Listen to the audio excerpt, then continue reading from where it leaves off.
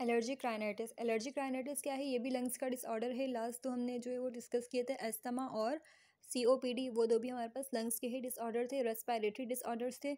Allergic rhinitis, allergic rhinitis basically क्या होता है? ये जो है वो नेज़ल और में प्रॉब्लम हो जाता है, नेज़ल डिकंजेशन हो रहा होता है, नेज़ल मेम्ब्रेन में बेसिकली प्रॉब्लम हो रहा होता है। जो नेज़ल में जो होता है वो डिकंजेशन हो जाता है, उसकी जो मेम्ब्रेन होती है वहाँ पर जो है वो एलर्जेंस की वजह से हो जाता है, और इसमें भी आईजीई एंटीबॉडीज़ इन्वॉल्व होते हैं, और पूरा एलर्जिक रिएक्शन है बेसिकली। एलर्जिक राइनाइटिस को हम है फीवर भी कहते हैं। इसकी अगर हम डेफिनेशन देख लें तो इसमें क्या होता है? Inflammation of nasal mucous membrane, nasal mucous membrane में इन्फ्लामेशन हो जाती है। क्यों होती है? इसकी वजह क्या है? Due to inhale allergens, allergens को इनहेल करने की वजह से, एंड रिस्पॉन्स और जो है वो इसमें जो रिस्पॉन्स आईजीई एंटीबॉडीज़ होती है, इम्यूनोग्लोबुलिन, ये जो है वो रिस्पॉन्स प्रोड्यूस कर रही होती हैं, जिसकी वजह से क्या होता है?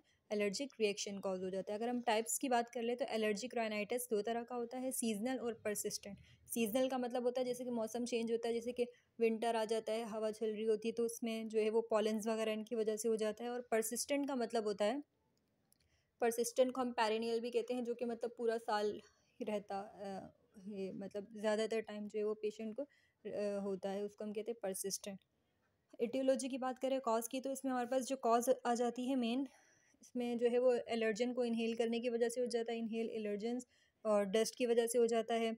एनिमल डेंडर्स, एनिमल फर्स की वजह से हो जाता है, जैसे कि एनिमल्स जो है वो इन्वायरमेंटल बेसिकली फैक्टर्स इसके अंदर इन्वॉल्व हो रहे होते हैं, जिसकी वजह से एलर्जिक राइनाइटिस हो जाता है। सिम्टम्स की बात कर ले, सिम्टम्स को हम क्लिनिकल मैनिफेस्टेशन भी कहते हैं। इसमें कौन कौन से सिम्टम्स होते हैं? अगर कोई पेशेंट है, किसी को जो है वो एलर्जिक राइनाइटिस है, तो कैसे पता चलेगा? जो हम सिम्टम्स हैं उसको हम देखकर पहचान लेंगे, आइडेंटिफाई कर लेंगे। जो हमारे पास सिम्टम्स है, सिम्टम्स में रिनोरिया आ जाता है। रिनोरिया का मतलब होता है रनी नोज़ जो है वो। नेक्स्ट आ जाता है नेज़ल प्लूराइटिस, नेज़ल प्लूराइटिस का मतलब होता है इची नोज़। प्लूराइटिस का मतलब होता है इचिंग, तो आइज़ में इचिंग होती है। पोस्ट नेज़ल ड्रिप आ जाता है। इसके अलावा नेज़ल कंजेशन जो है वो नेज़ल ब्लॉकेड हो जाएगी, और इसके अलावा स्नीजिंग इसके अंदर आ जाएगा। अगर हम बात कर ले पैथोफिजियोलॉजी की, तो पैथोफिजियोलॉजी में इसमें दो स्टेजेस हैं, एक अर्ली स्टेज है या अर्ली फेज़ है, और एक लेट फेज़ है। अर्ली फेज़ में क्या होता है? अर्ली फेज़ में बेसिकली कोई भी एलर्जन आएगा, जैसे ही हमारी बॉडी जो है वो एलर्जन के साथ एक्सपोज होगी तो आईजीई का लेवल बढ़ जाएगा। आईजीई एंटीबॉडीज़ की जैसे ही सिक्रीशन बढ़ेगी तो मास्ट सेल्स एक्टिवेट हो जाएंगे। जब मास्ट सेल्स एक्टिवेट होंगे तो मास्ट सेल्स जो है वो हिस्टामिन और ल्यूकोट्राइन्स जो है इन्फ्लेमेटरी मीडिएटर्स होते हैं, ये इनको सिक्रीट करवाएंगे। ये जब सिक्रीट होंगे तो इसकी वजह से जो म्यूकस होगा, म्यूकस की कंसंट्रेशन बढ़ जाएगी, यानी कि जो गॉबलेट सेल्स होते हैं, म्यूकस जो ग्लैंड है वो एक्टिव हो जाएगी, और म्यूकस की प्रोडक्शन जब बढ़ेगी तो फिर वहाँ पर पूरा जो वेसल होगी वहाँ पर कंजेशन हो जाएगी, यानी कि जो एरिया होगा ना नैरो हो जाएगा, वो जो सरफेस एरिया कम हो जाएगा। और जो अर्ली फेज़ होता है, अर्ली फेज़ जो है वो जैसे ही एक्सपोजर के 5 से 10 मिनट के बाद जो है वो फ़ौरन से सिम्टम्स जो है वो आना शुरू हो जाते हैं। लेट फेज़ का मतलब ये होता है कि जो सिम्टम्स हैं वो देर से आते हैं, रिएक्शन लेट स्टार्ट होता है।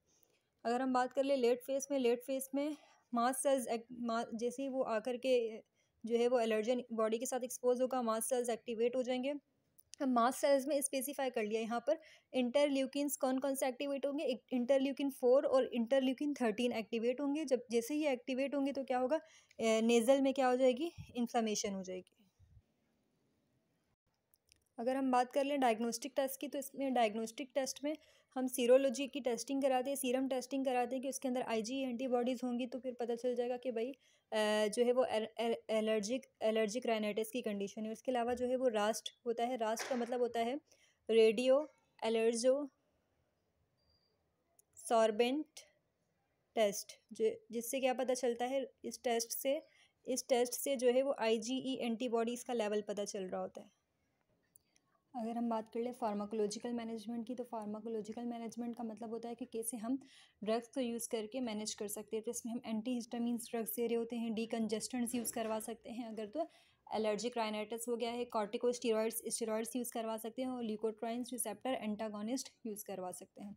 तो 1 बाय 1 डिस्कस कर लेते हैं कि ये तो जनरल क्लासिफिकेशन की हमने बात की थी कि इनमें कौन कौन सी ड्रग्स आ रही होती हैं। एंटी हिस्टामिन्स ओरल एंटीहिस्टामिन्स की बात कर लें, क्योंकि कुछ नेज़ल एंटीहिस्टामिन भी हम देखेंगे और ऑप्थेल्मिक भी देखेंगे। ऑप्थेल्मिक का मतलब आइज़ के लिए। ओरल एंटीहिस्टामिन्स भी हमारे पास आ जाती है, क्लोरमफेनारामाइन मैलेट आ जाती है, डायफेनहाइड्रामाइन हाइड्रोक्लोराइड आ जाती है, लोराटिडीन है, सेट्रिजिन है और फेक्सोफेनिडीन है। ये सारी वो ड्रग्स हैं जो कि ओरल एंटीहिस्टामिन्स हैं, ओरल एलर्जिक में यूज़ कर रहे होते हैं। अगर हम बात कर लें कि नेज़ल रूट से कौन सी वाली ड्रग्स यूज़ होती हैं, तो इसमें हम देख लेते हैं एज़लिस्टीन आ रही होती है। एज़लिस्टीन नेज़ल एंटीहिस्टामिन ड्रग है। ऑप्थेल्मिक एंटीहिस्टामिन में आ जाती है हमारे पास लेवोकैबिस्टीन आ रही होती है, जिसको हम यूज़ कर रहे होते हैं। लेवोकैबिस्टीन को जो है वो ऑप्थेल्मिक में यूज़ कर रहे होते हैं, यानी कि ड्रॉप्स की शक्ल में जो है वो यूज़ कर रहे होते हैं, जैसे कंजक्टिवाइटिस वगैरह में। नेक्स्ट हमारे पास ओरल डीकंजेस्टेंट आ जाते हैं। इस तरह से हम नेज़ल डीकंजेस्टेंट्स भी देखेंगे। ओरल डीकंजेस्टेंट क्लासिफिकेशन है ना, इसमें हमारे पास सूडोएफेड्रिन ड्रग आ जाती है। नेज़ल डीकंजेस्टेंट में हमारे पास ऑक्सीमेटाजोलिन आ जाती है। और अगर हम बात कर लें कॉर्टिकोस्टेरॉइड्स की, कॉर्टिकोस्टेरॉइड्स हमारे पास नेज़ल कॉर्टिकोस्टेरॉइड्स में ब्यूडिसोनाइड और फ्लूटिकासोन आ जाती है। अगर हम बात कर लें अदर नेज़ल मेडिकेशंस, तो इसमें इप्राटोपियम आ जाती है जो कि एंटी कॉलिनर्जिक है। इसके अलावा हम देख लें तो ल्यूकोट्राइन्स रिसेप्टर एंटागोनिस्ट हम यूज़ कर रहे होते हैं, जो है वो एलर्जिक राइनाइटिस वाली कंडीशन में। मतलब ल्यूकोट्राइन्स को इनहिबिट कर लेंगे। जब ल्यूकोट्राइन्स नहीं होंगे तो फिर जो है वो एलर्जिक रिएक्शन नहीं होगा बॉडी में। मॉन्टेल्यूकास्ट जो है वो यूज़ कर रहे होते हैं।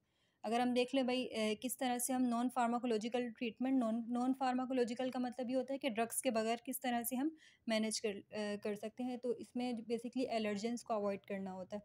इसमें हम जो है वो सलाइन यूज़ कर सकते हैं, जो है वो नेज़ल सलाइन इरिगेशन